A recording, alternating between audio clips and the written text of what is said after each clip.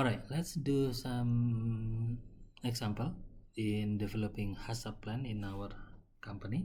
For example, the company is producing chicken nuggets. Okay, how do we implement HACCP plans in our business? Well, according to the principle of hazard analysis and critical control points, number one is to determine what are the potential hazards in the production of, in this case, chicken nuggets, frozen chicken nuggets. The potential hazards can be biological hazards, okay, in the form of bacterial contamination, okay, so it could be salmonella contamination, campylobacter, E. coli during the preparation or during the handling of raw material, during the processing of the raw material, or even during the packaging of the final products.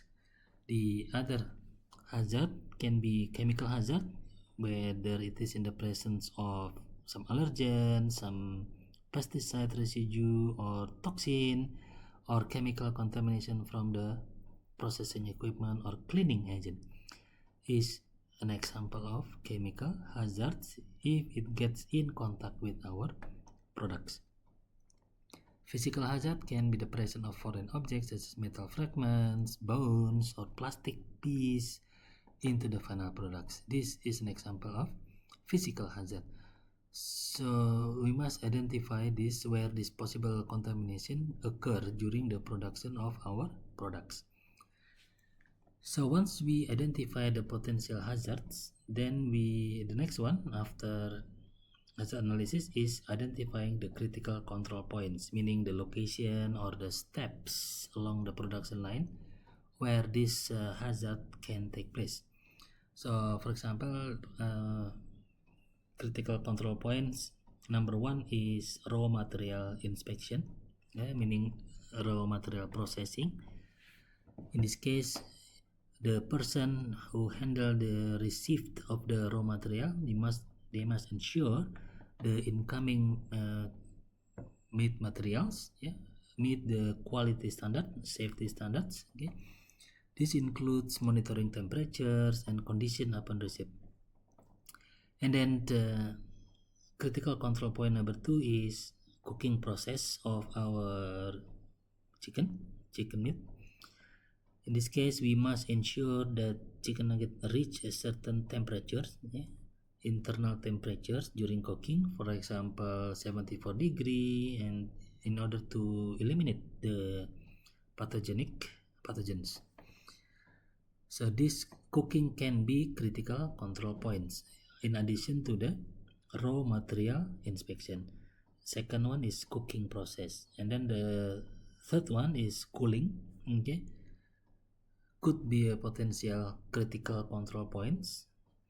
The company must rapidly cool the cooked nuggets in order to prevent microbial growth. Okay, if the cooling process takes long time, then microbial growth can take place in our product, in our chicken nuggets. That's why the cool process must be controlled. You must quickly cool the product in order to produce frozen chicken nuggets. The other critical control point is packaging. Okay, the people or the team involved in the packaging must ensure the packaging of this material clean and intact in order to prevent physical or any other type of contamination. HACCP principle number 3, to establish critical control points, critical limits. The second one is points, the third one is limits, meaning for CCP number 1, if you remember, CCP number 1 was raw material inspection. So in that case, make sure the temperature of incoming chicken meet the required temperature, for example below 4 degrees C. Okay, when you receive the raw material, the meat ingredients must be below 4 degree and so on. And then critical control point number 2, what is the critical limits? If you see, critical control point number 2 is the cooking step. Okay, the first one is the raw material receipt, and the third one is cooling, and the fourth one is packaging. So for the cooking, we must ensure that temperature of the chicken must reach 165 Fahrenheit or 74 degrees C, okay, for at least 15 seconds. Okay, that is the limits or critical limits in order to pass, to make sure that the products meet the required specification. Otherwise, it might be raw, it might still raw, it might be the pathogen might not be eliminated, and so on. Okay, and then control point number 3, if you remember, number 3 is cooling process. So in this cooling process, the cooked nuggets must be cooled down quickly to 4 degrees C within 2 hours, for example. Yeah?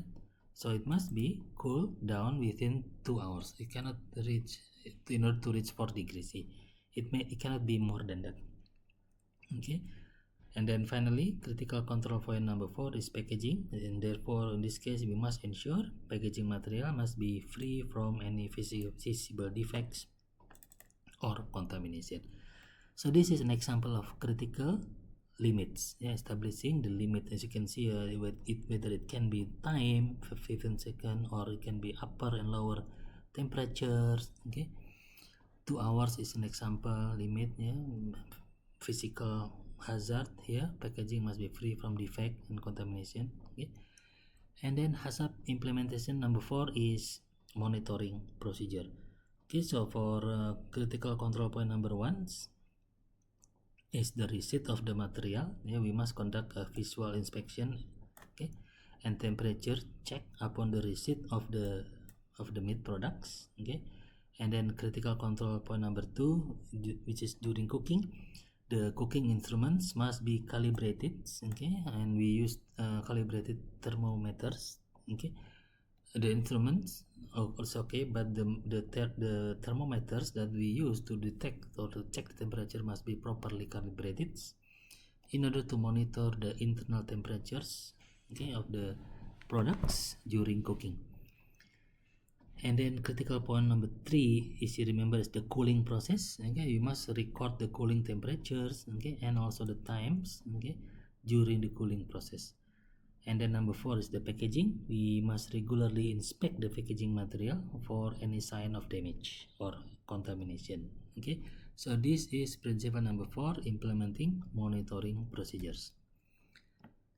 Principle number 5 is establishing corrective action, meaning if the problem in number 4, okay,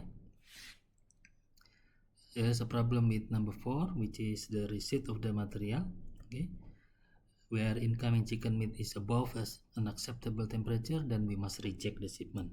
Okay, reject the shipment. And then during cooking, for example, if the cooked nuggets do not reach the required internal temperature, then we must also adjust the cooking time accordingly, okay, temperature accordingly, or if it's already released, then we must withdraw, we must take it from the storage. Okay, and then during the cooling, if the cooling exceeds the specified time frame or temperature limit, then we must investigate the cause, okay, and adjust the cooling procedure accordingly.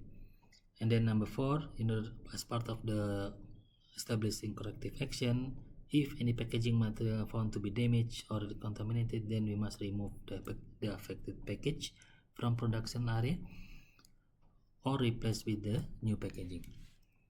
Okay, and then for the verification procedure, we must conduct regular audits and inspection to ensure the compliance with the HACCP plans, verify the effectiveness of the cooking and cooling process through temperature monitoring and microbial testing, and review all the records and documentation to ensure accurate recording of the monitoring activities and corrective action. And then finally, establishing a record keeping procedure, or in other words, documentation. We must maintain records of incoming raw material inspection, cooking temperatures, cooling times, packaging inspection, corrective action taken. Okay. We also must retain all the records for a specified period of time as required by the regulatory authorities.